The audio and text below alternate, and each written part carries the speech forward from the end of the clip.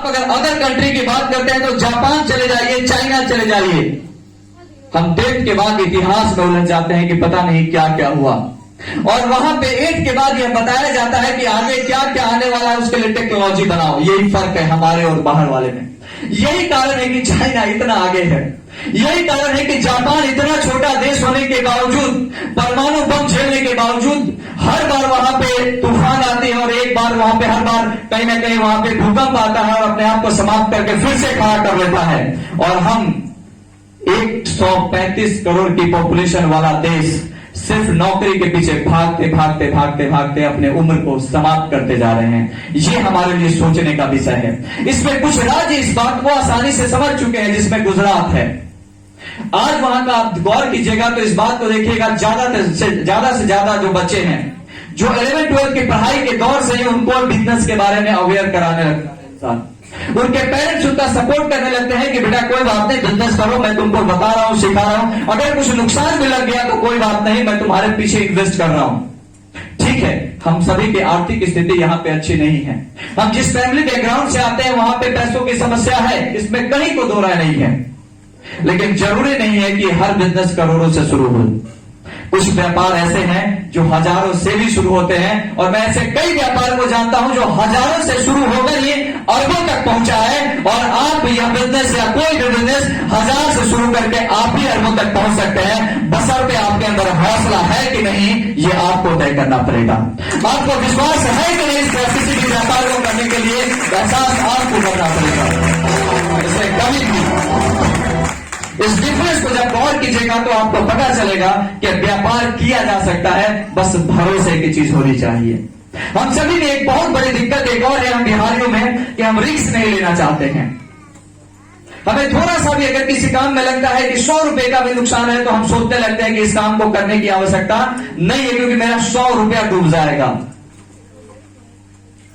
अगर आप छोटे छोटे रिस्क नहीं लेंगे तो ये जो जीवन हम सभी को मिला है, ये जीवन ही डूब जाएगा।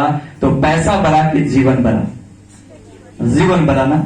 इसलिए कभी भी अपने जीवन में छोटे छोटे रिस्क से मत भागे। और जब बात व्यापार की हो तो उसमें रिस्क ही एक ऐसा गेम है, रिस्क ही एक ऐसी पढ़ाई है, रिस्क ही एक ऐसी संघर्ष है जिसको जो पार कर गया वो बिजनेस में सफल हो गया। बस यही कॉन्फिडेंस हम बिहारियों में जिस दिन आ गया, हम सभी बड़ा से बड़ा कर जाएंगे, हम सभी बेहतर से बेहतर कर जाएंगे। और इस 13 करोड़ की पॉपुलेशन को दूसरे राज्य अपने प्रोडक्ट को बना करके उसका भी फायदा यहां से लेके जाते हैं।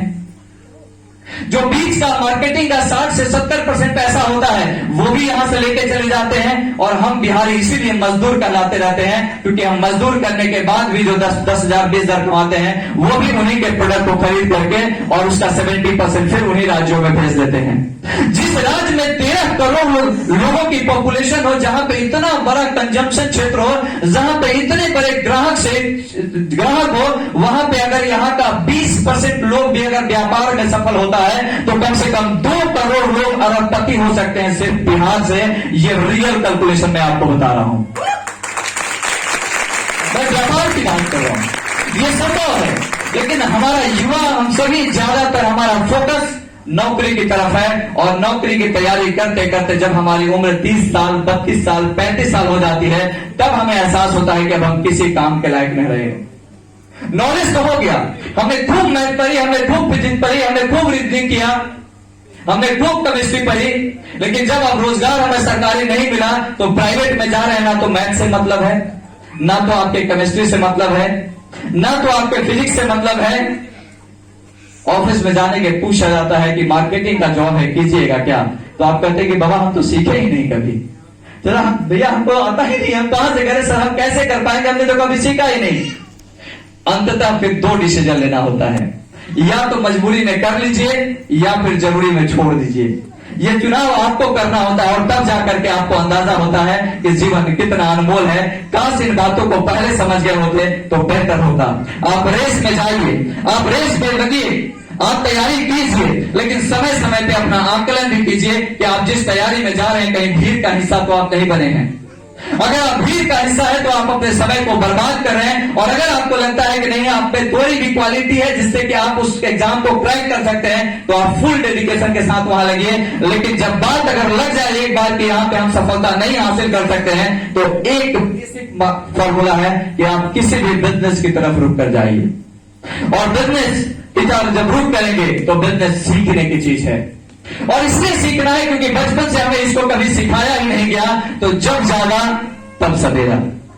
नौकरी किसी एक व्यक्ति को मिलती है, उससे एक व्यक्ति ही सफल होता है। लेकिन व्यापार की खासियत होती है कि जब व्यापार में एक व्यक्ति सफल होता है तो उसके साथ सैकड़ों लोग भी सफल हो सकते हैं, लाखों लोग भी सफल हो सकते हैं। इसलिए बिजनेसमैन ही इस धरती पे भगवान के रूप में आया जो हजारों लोगों को रोजगार दे सकता है। एक सरकारी नौकरी वाला अधिकतर लोगों को मैं जानता हूं कि मियां बीवी बच्चा के बाद अपने पिता और मां को भी छोड़ देता है। ये कड़वी सच्चाई जगह देखी जाती है।